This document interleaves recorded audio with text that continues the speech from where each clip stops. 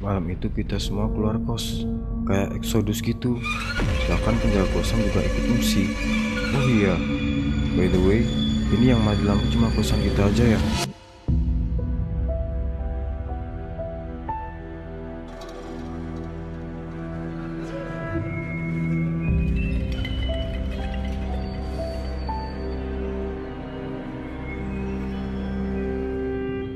Hai guys, kembali lagi bersama gue Arif Setiawan di channel ARC Horror Story.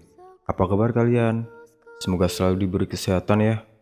Pada kesempatan kali ini, gue akan menceritakan pengalaman horor yang dialami oleh Kak Dude, di mana Kak Dude mengalami pengalaman mistis ini saat ngekos di salah satu kos di daerah Malang.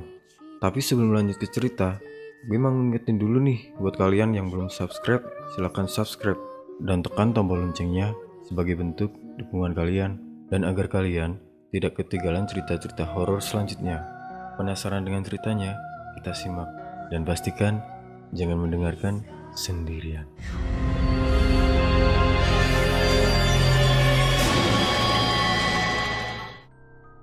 Berhubung kejadian lumayan lama dan biar gak susah ngingetnya, di sini gue hanya berusaha berbagi pengalaman untuk dari pertama kali mengalami hal di luar nalar.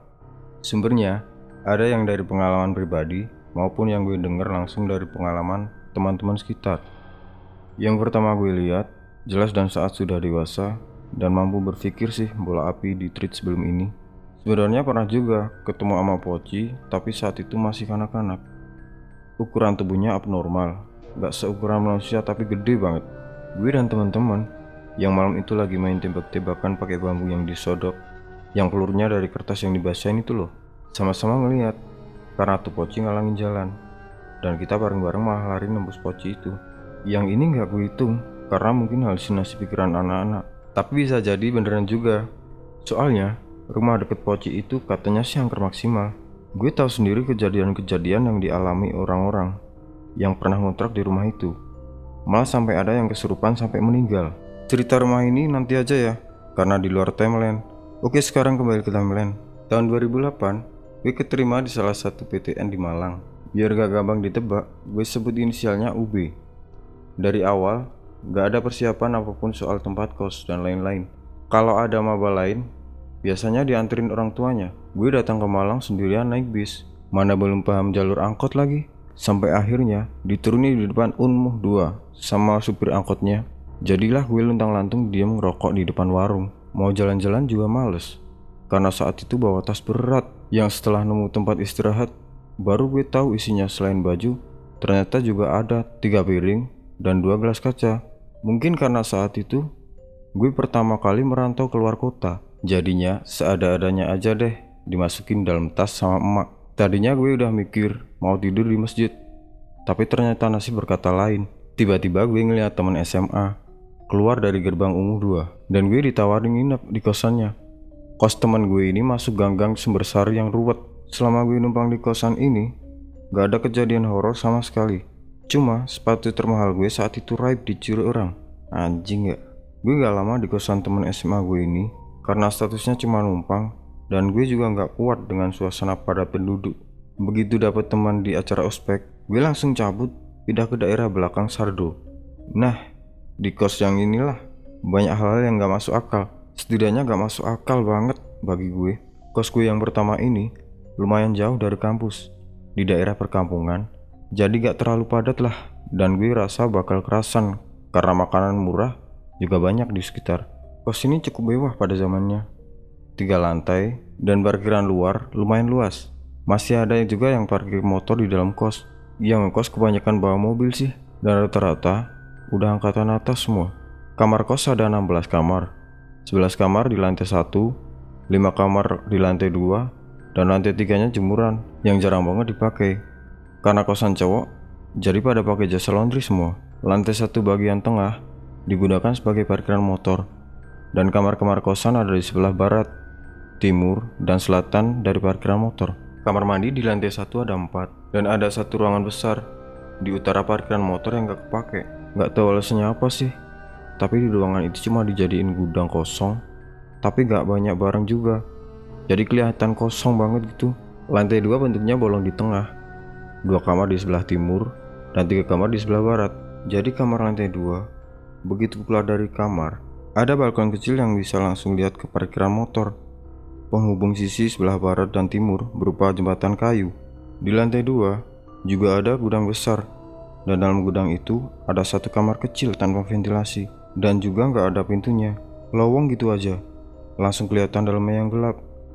Di lantai 2 juga ada satu kamar gede di sisi sebelah utara untuk tempat yang jaga kosan. Tangga untuk tempat jaga kosan ini pun beda. Jadi ada salah satu tangga yang khusus buat ke tempat yang jaga kosan ini. Tangganya langsung menghadap ke parkiran motor, dan 2 kamar di sebelah selatan. Nah, di tangga ini nih, pernah terjadi legendary event yang akhirnya diceritain turun-temurun penghuni kos. Nah, pas awal gue masuk kosan itu, penjaga kosannya juga baru cuy. Gue dapet cerita ini dari kakak tingkat yang udah ngekos di situ duluan. Penjaga yang sebelumnya itu orangnya galak, badannya gede, dan kumisnya lebat. Jadi ceritanya, penjaga kosan yang galak ini menjelang subuh mau bersih-bersih halaman, dan turunlah doi lewat tangga ini. Belum sampai lantai 1, doi lihat cewek rambutnya panjang berdiri di depan kamar nomor 6. Kan kamar nomor 6 ini lurus tuh sama tangga, jadi kelihatan jelas banget bentukannya tuh cewek. Dan langsunglah ditegur. Dikiranya anak kosan, ada yang bawa ceweknya nginep. Si ceweknya malah terbang dan hilang. Si bapak langsung lemes, dan besoknya resign. Gak peduli meskipun diejek sama anak-anak kosan. Penjaga kosan di situ sering gonta-ganti emang. Dan katanya sih karena gak kuat, tapi menjaga pengganti Pak Kumis ini kuat. Setidaknya sampai gue keluar dari kosan itu. Usut punya usut, penjaga yang baru ternyata keturunan orang pinter. Orangnya kurus, nyantai, dan rajin sholat. Gak pernah marah-marah, tapi juga gak pernah tuh ngobrol sama anak-anak kosan. Awal-awal gue tinggal di kosan adem ayem aja, dan gue lumayan sering mabuk di kamar. Anggotanya bertiga. Satu teman gue sebut aja Aram, anak Banyuwangi, dan satunya lagi Adli, yang asli Malang, cuma sering tidur di kosan. Pas mabukan Aldi sering tuh pipis, dan begitu balik ke kamar, dia sering tuh bilang, ada anak-anak kecil lari-lari di kamar mandi yang deket tangga. Tapi gue gak percaya gitu aja, namanya juga omongan orang mabok. Taunya si Adli ini emang bisa lihat makhluk-makhluk sejak lahir. Gue baru ngeh tuh pas di kampus, ngopi-ngopi sampai malam. Doi ngobrol sama cewek yang dari tampilan luarnya aja sih udah kelihatan super world. Si cewek ini bilangnya indigo. Saat itu gue gak percaya sama sekali. Gue ngira cuma gimmick doang, biar sesuai sama tampilannya gitu. Si Aldi ini nyambung, dan mereka berdua sempat gue tes. Lihat apa di sana, lihat apa di sini, dan yang mereka lihat benar-benar sama. Sedangkan gue nggak lihat apa-apa. Gue yakin ini orang berdua nggak sekongkol janjian mau ngomong lihat apa aja. Orang yang gue tanya banyak banget. Gak mungkin kan bisa bikin skenario sepanjang dan semeyakinkan itu. Gue protes dong. Kenapa si Aldi ini nggak pernah bilang-bilang ke gue kalau bisa ngeliat gituan? Jawabnya enteng. Katanya biar gue gak takut aja. Tapi itu ada benernya juga sih. Kalau yang gak bisa lihat, dikasih tahu bawaannya malah jadi parno sendiri. Pernah suatu ketika, si cewek yang gue bilang super world tadi main ke rumah teman gue. Sebut aja namanya Dita, di daerah Macung. Dan begitu masuk, dia bilang, ada poci di tangga. Waktu naik ke kamar Dita, dia bilang, lihat, poci itu di luar jendela. Si Dita akhirnya gak bisa tidur semalaman, liatin jendela mulu. Paling bener emang si Aldi deh, diem-diem aja. Toh yang dikasih tahu juga belum tentu siap mental. Pernah satu kali Adli ngasih tahu gue, waktu kita nemenin gebetan gue pulang jalan kaki ke kosannya. Berangkatnya sih seneng-seneng aja. Pulangnya tinggal gue berdua sama Aldi lewat jalan yang gelap. Dia bilang, jalannya ikuti di belakang gue ya. Banyak tuh yang tidur-tiduran di aspal. Setelah Adli ngomong kayak gitu, gue malah jadi jiper dah. Balik lagi ke kosan, omongan si Adli lihat anak-anak kecil main di kamar mandi. Sepertinya benar, karena setelah beberapa lama, setidaknya ada 2 orang mengatakan hal yang sama. Yang pertama ibu si Aram. Keluarga Aram ini cukup rajin, nyambangin putranya meskipun rumahnya jauh. Kalau pas datang biasanya bertiga, ibu Aram, bapak Aram, dan adik Aram. Satu keluarga tidur bareng di kamarnya Aram. Jadi saling melintang gitu orang Jawa bilangnya. Ibunya Aram sih pernah cerita ke gue. Pas beliau lagi tidur, tiba-tiba dengar suara anak kecil lari-larian di balkon, disertai bau busuk. Dan itu tengah malam. Ibunya Aram ini ternyata peka sama yang gaib juga, dan beliau sudah tahulah itu apaan. Terus lanjut tidur. Orang kedua yang heboh karena ketemu anak kecil malam-malam adalah anak kos sendiri. Sebut saja namanya Ucil.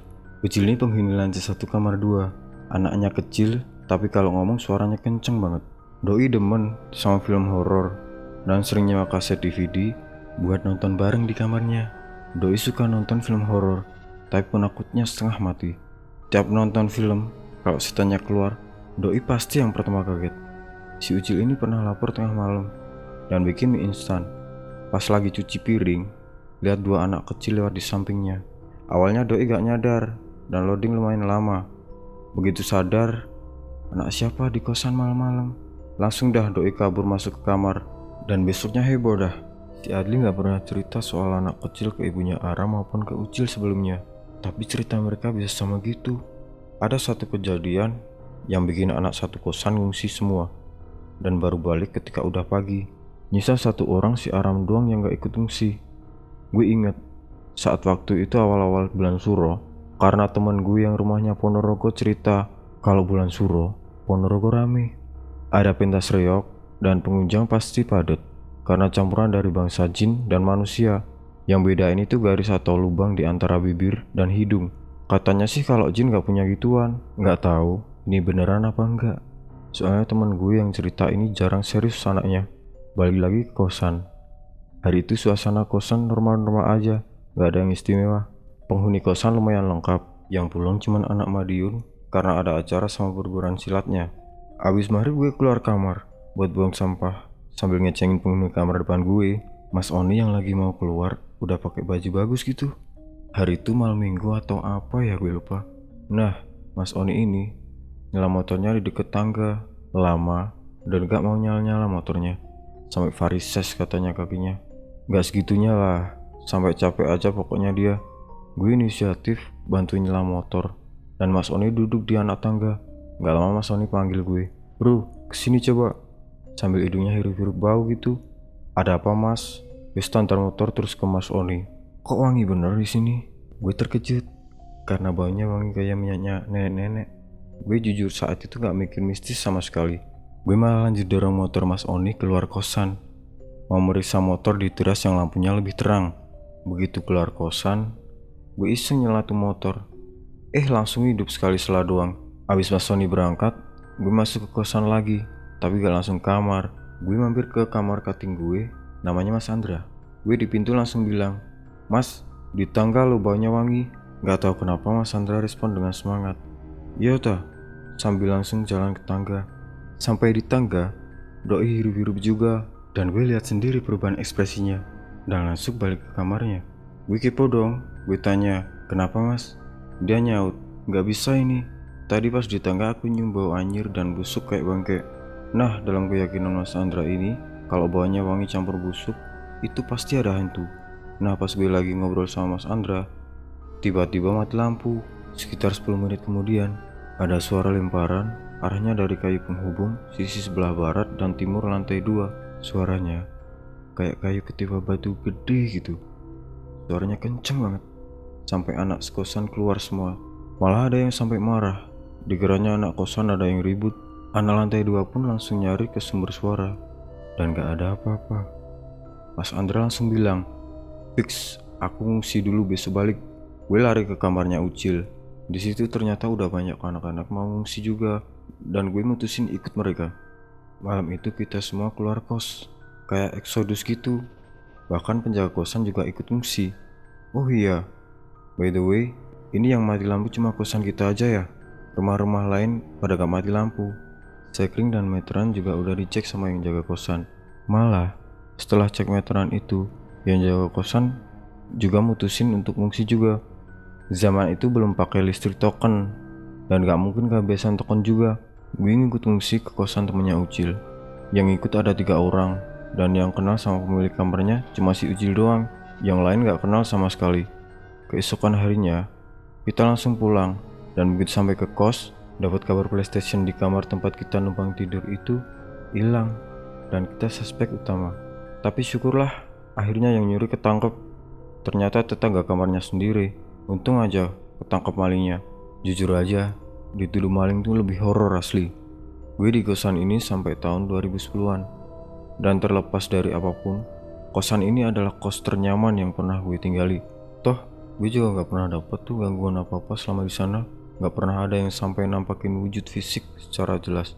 Padahal, gue gak pernah tuh tidur kalau malam. Gue tidurnya pagi. Meskipun gue kerasan banget di kosan pertama ini, gue akhirnya pindah karena ikut sahabat gue si Aram dan Adli yang ngajak ngontrak rumah. Gue pernah bilang kan, kalau ibunya si Aram ini peka sama hal gaib.